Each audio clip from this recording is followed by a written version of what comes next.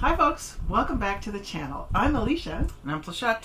And today's video is an exciting one. This continues on our big rig friendly playlist.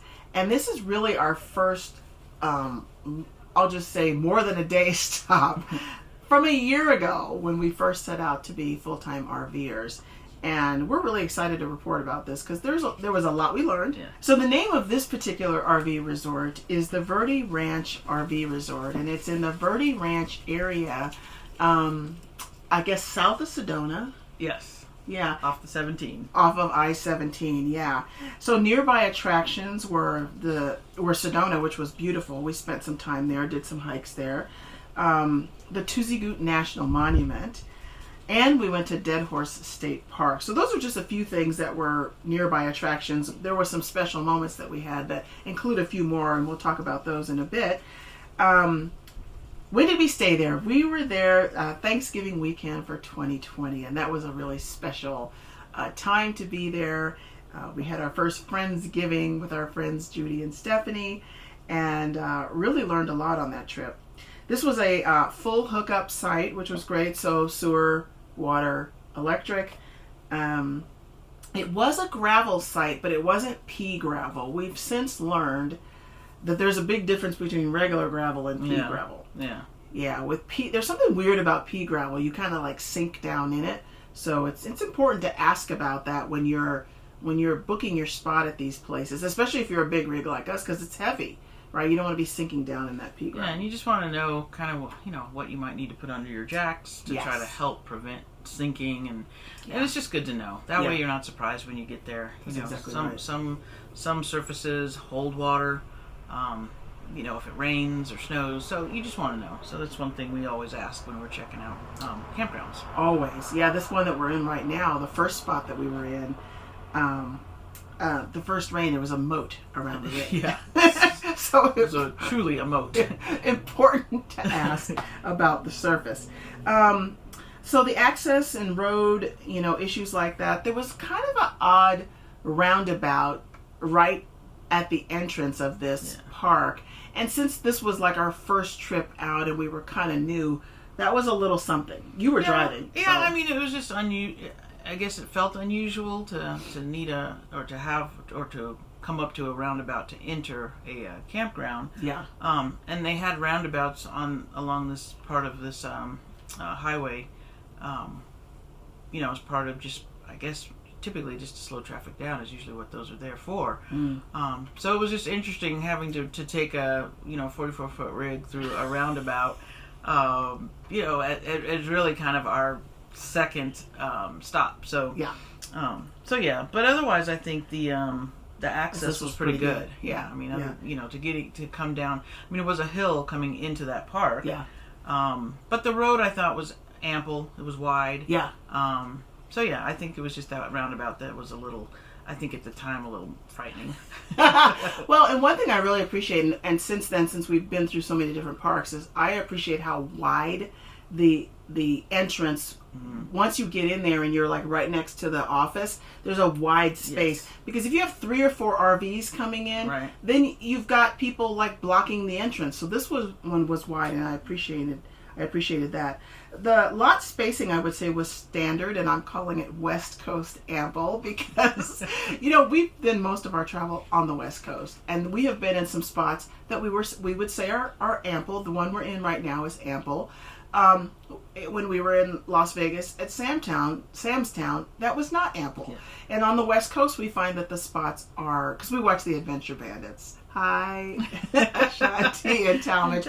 We watch them, and they're on the East Coast, and these spots are massive. Are huge. And so I'll just say West Coast ample. Although I'd say the spot we're in now is even, I'd say, ample times 2. Yeah, it's a big spot. It's a big spot. It's really nice. That's nice, but and we changed spots. The one that had the moat around it, we were like, I can't deal with the moat. It's not gonna work. Let's get another spot.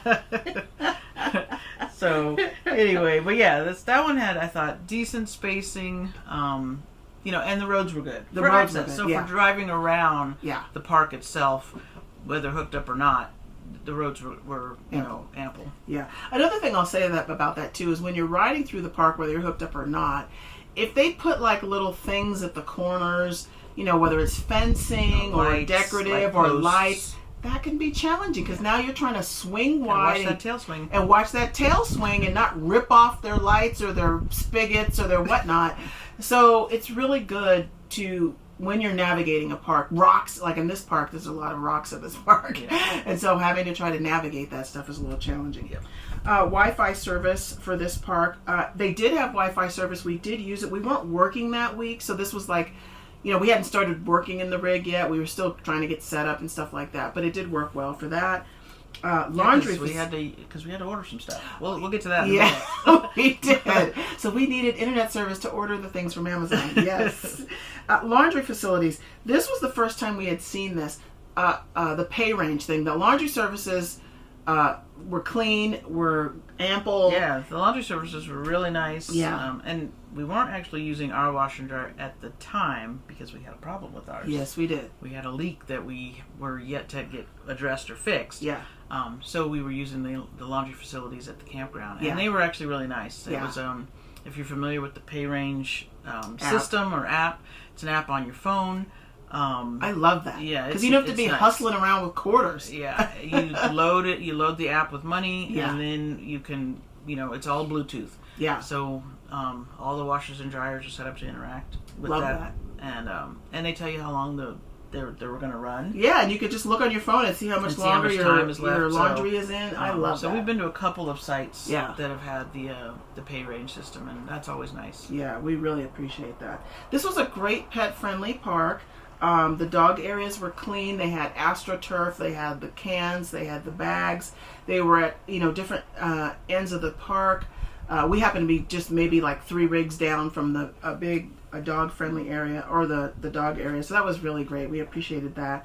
The management of the site, I think check-in was fine. This is a relatively new park. They had been around a couple of years, so they're still, trying to work through their kinks. But so I would say generally it was okay. One thing I would say that I noticed when I went in to check in is that nobody had a mask on. This is 2020, November, and nobody had a mask on. And generally, I would say that the way that they were handling the COVID thing was loose. And actually one of the staff members caught COVID, and so they had to shut down a few facilities and a few things. So, as it was compared to other things, this one was a little bit loose. Yeah. Grocery nearby.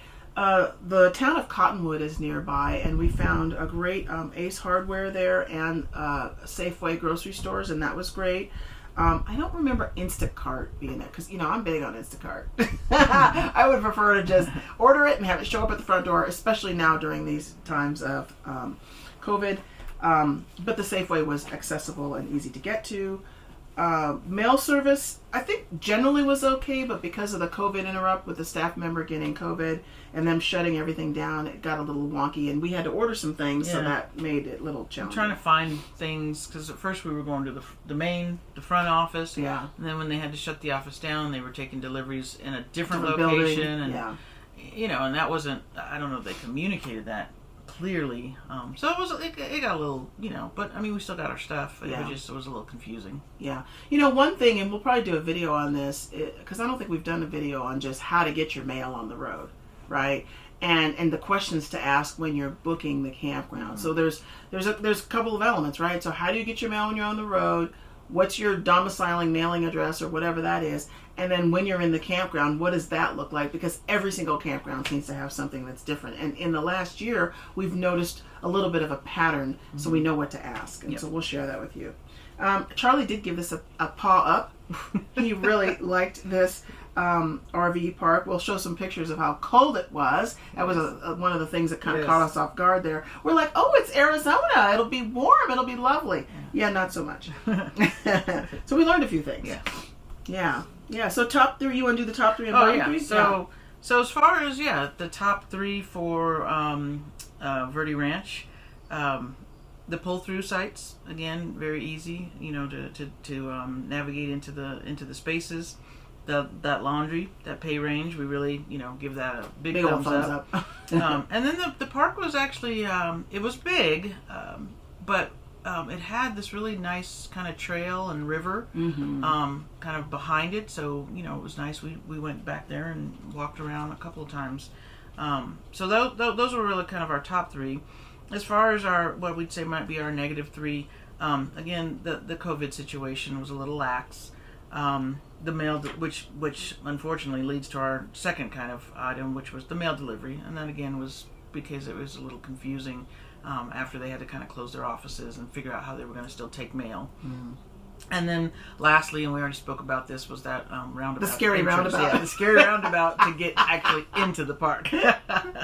And then I think the final way we'll wrap up this video is just kind of touch on some of this, what we'll call our special moments. And we talked about this already a little bit, but it was really great to be able to meet our friends Judy and Stephanie and have our first, Friendsgiving with them, and just and we were right next to them, which was great. Yes, because we were there. This is our first long time stay. We're still learning, and they're a few months out ahead of us. So there was stuff that they shared, and that was great. Yeah. So that was great. And then we touched on this a little bit. That just the things that you have access to. Sedona. We went on a hike with them one day, and the National Monument, Tuzigoot, and all these things are pretty close by. And then the state parks, we did another hike with them to Dead Horse State Park. So that was just really nice being able to spend some time with them. And then the final place that we went was a town called Jerome. And we went there with them again for that and just had lunch that day. And it was just a cute little town, kind of up the hill there. A mining town? I think it was, I think the history was a mining town. Kind of reminded me of Bisbee, Arizona. Yeah, a little bit of I could see that. Yeah. And so we went up there and had lunch and shopped around, looked in the stores, and that was just fun. So, so overall, just had a really good time in this RV park and really enjoyed the park and the surroundings. Yeah. So there was a couple things we learned. What would you say was like the biggest thing that we learned since that was our first trip out? I think the biggest thing and unexpected was how to manage the rig at cold weather. Yeah. We had to fill our propane tanks while we were there, and that was one of the things we didn't touch on at this park. They had lots of services. Yeah. They had a mobile propane fill. They had mobile rig car wash, rig which wash. was awesome. And we utilized both of those services. But I think as far as learning, it was just managing the rig in a cold environment. I mean, this was really, again, it was really our second. If you don't count our very first, take delivery of the rig stop, it was really our first major kind of stay. Yeah. And so we were it was unexpected that it was as cold as it was. I think the last night we were there, it got down to 18. Yeah. And we did not go to this location with that in mind or preparation. So while we were there, we were scrambling around trying to get heated hoses. That was one of the things we were ordering while we were there. Yeah. Understanding how to turn on making sure we're turning on tank heaters, so we don't freeze the contents of our tanks, hooking up those heated hoses. Again, propane management, running the furnace, making sure we don't run out of propane because we were running the furnace, overnight. I mean, just learning how to run the furnace. I mean, we hadn't done any of this yet. Just getting the temperature set right because, the furnaces work well. Yes. They work super, super well. Yeah. So we were waking up in the middle of the night sweating. So it was just trying to, get it. That was probably our biggest learning. It was. Is cold temperature management and just kind of understanding kind of the timing of turning on the tank heaters. Yeah. I tend to we want to turn those on typically around 40 degrees. If it's planning to drop below that overnight. That's just the kind of the benchmark we've been using is 40 degrees. If the overnight lows are going to drop below that, I just make sure to turn on that stuff before go to bed and get those heaters or those hoses turned on. Yeah.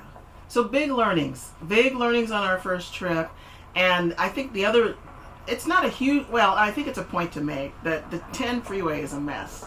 And so driving across the 10 freeway, you just want to make sure you batten down your hatches before you go across a freeway like that. So we got there and things were sort of tossed about. So just kind of learning that and learning new ways to sort of secure everything for travel day. Yeah. That's just another thing that we learned. Yeah. And it was a great trip, our first long stay and extended stay. It was like 10 days. and we've just learned from there. So we'll continue to share with you campground reviews. We would give that one a two Definitely thumbs up for that one and a paw up. Yeah. Charlie's sitting right here, but he's kind of sleeping, so I don't think he's interested in throwing his paw up. So we'll see you next time on a campground review, or maybe what's either campground review we've got a lot of content. So much content. We still haven't done the tour yet. We haven't done the tour. We definitely want to do a tour inside and out. Yeah. We want to talk about our tow vehicle. Yes. We got lots of content. So stay tuned. Stay tuned. Yes. Like, subscribe, and share. Comment. Yes. Let us know how your first campground experience was. Totally. We'd love to hear. We would love to hear how that What did went. you learn? What did you learn? Where did you go? Yeah. How long did you stay? How long did you stay? Leave us some comments we would love on that. how that first experience went. Yeah. So we'd love to hear from you. Yeah. But until then. Until next time. We'll see you. All right. Bye. Bye.